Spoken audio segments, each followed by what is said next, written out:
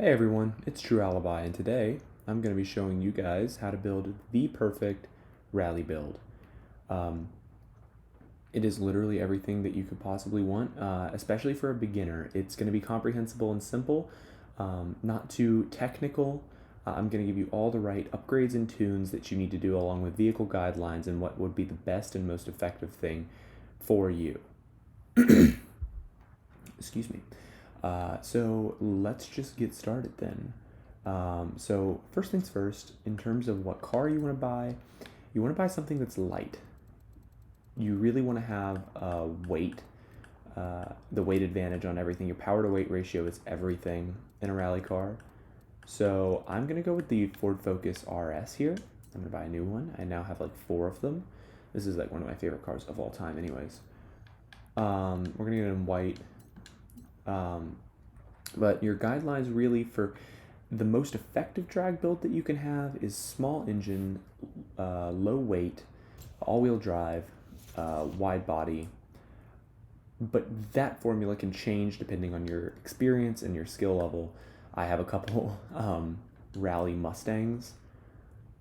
So depending on how good you are at rally driving, you can change it up. But this is just going to be a guide towards the most effective rally car that you can build. So we're going to start off in conversions. We're going to put it in the wide body here.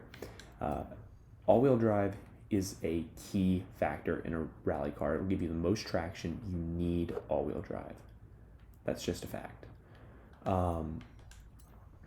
Next, for your engine, you can go V8. I would recommend the inline 4 because it'll save you weight. And we'll upgrade it later to give it more power. Aero, if you want to unlock aero tuning, it's not entirely necessary, but you can do it if you want. Tires, of course, you saw this coming. Rally tire compound. You want to make your tires thick, not too thick, but relatively thick so that you can still get more traction. You just don't want to affect your turning radius, really. Rims don't really matter. You can use them to save weight. So unlike the drift build, this is where the first big differentiation, aside from all-wheel drive to rear-wheel drive, comes in the drift build versus rally build.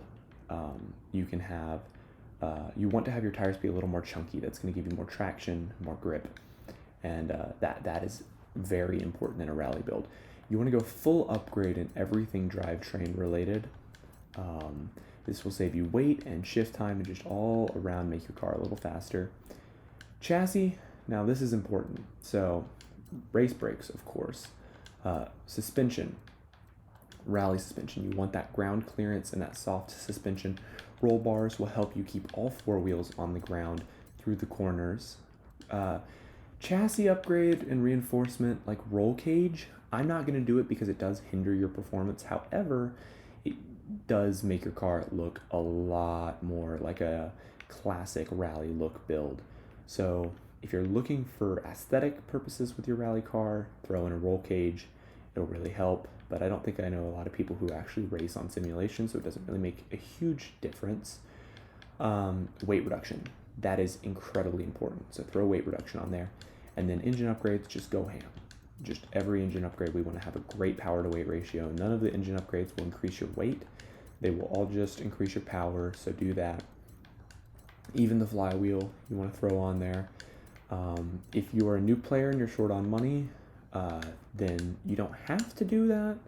It's not particularly necessary, but it is very recommended. Anything that has an inline 4 turbo rally engine swap, throw that in there. Once you have mastered this build, go ahead and do the same tuning on a Hyundai Veloster N with the turbo rally swap. That thing will be mental, and it'll be it'll be a little more difficult to use, but it'll be really fast. Now, for tire pressure, I like to rock around 25 PSI on both tires since it's all-wheel drive, but you can go as low as 20. You just want to keep it below 30, really. You want to have a lower tire pressure is really what's important. Your gearing, you want to gear this all the way towards acceleration. Not all the way, but about 4.10 acceleration on this particular car. You want to be able to get up to your red line faster so that you can keep the power down through the corners and make sure you're not sliding off into trees. Alignment, I like to make both alignment negative 0.5 to -1 on both wheels because it's all-wheel drive. You don't want to really have too much differentiation between your wheels, although you can if it works better for you. Your anti-roll bars, now you want to soften these up. This will give you a little more leeway through the corners. One of the most dangerous things with a rally car that will reduce your speed is when you're through a corner and your car tilts and one of your wheels cocks up in the air. It looks cool, but it'll give you a lot less traction and could even throw you off your line during the corner. So you want to make your rear a little softer than your front. Your springs, soften those up as well, especially in the rear. The softer your rear suspension, the more your car will squat whenever you accelerate. And when your car squats under acceleration, it presses the rear wheels into the ground. And this will give you more traction. Traction is everything with a rally car. Rebound stiffness and damping aero brake differential. These don't really matter all too much. If you want to, you can put your aero through a little bit into cornering. I really wouldn't recommend doing it too much because then this will make it harder for you to kick that rear out. In fact, I wouldn't recommend changing the rear at all. But maybe change the front into cornering just a little bit.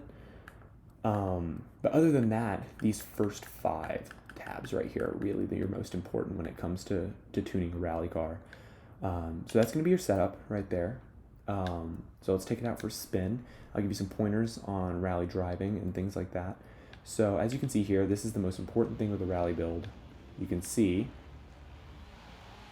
the rear just completely squats down whenever I accelerate, and this gives us a huge advantage through the corners and through acceleration because we'll have so much more traction. I just completely overcorrected my steering there. But as you can see, it's fast. You want to brake. Your key for rally, for those who are new to rally, is to not take it like a normal racing line that you would on a track. Instead, you want to drift. So you want to brake or handbrake through into the corner and then put the power on, and that is what's going to keep you in line. So if you don't put the power on, you're just going to slide out. But if you put the power on, it's going to help you a whole lot. This build also works for rally cross, so you can use it on tarmac as well, and it's very effective. It can be used for Gymkhana. It's really all around a great rally car build. It's simplistic, it's comprehensible, it's easy to use.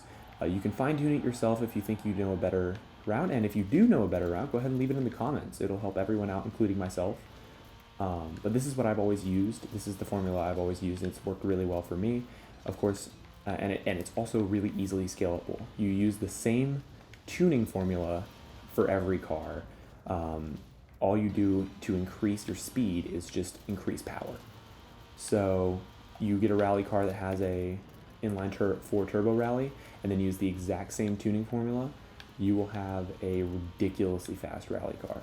So this tuning formula translates to almost every car in the game. Of course, with some of the more oddball ones out there, like heavier cars, like stuff like the Iron Knight, or cars with bigger engines, like the Dodge Viper or the Lamborghini Aventador, or supercars and stuff like that, it'll be a little different.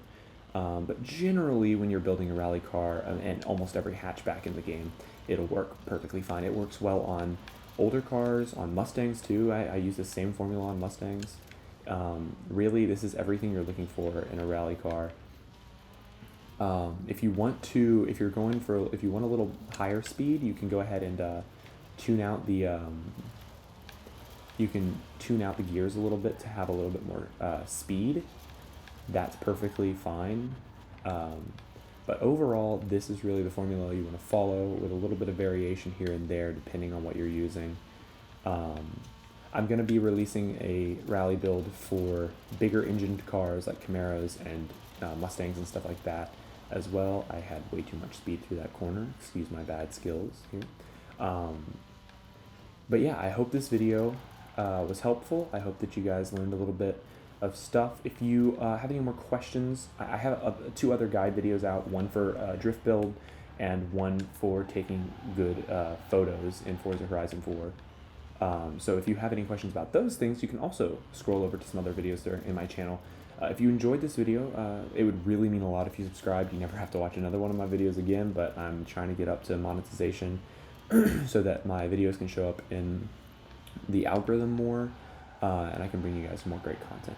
So yeah, if you could like, subscribe, that would really mean a lot. And I hope you guys found this video helpful, and peace out.